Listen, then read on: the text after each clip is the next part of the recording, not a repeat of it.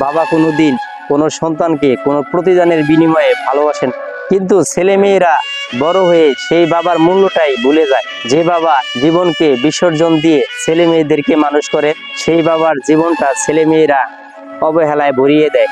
এটাই তো বাস্তব। বাবার ছায়াটা যখন আমাদের মাথার উপর থাকে তখন তার অস্তিত্বটা আমরা বুঝি না, কিন্তু যেদিন সেই ছায়া সরে যায় তখন আমরা বুঝি কি হারালাম। প্রতিদিন কষ্ট করে যে মানুষটি তোমার স্বপ্ন পূরণ করেছে তার জন্য একটিবার তুমি থেমে কখনো কি ভেবেছো? আর সেই মানুষটাই যে তোমার বাবা।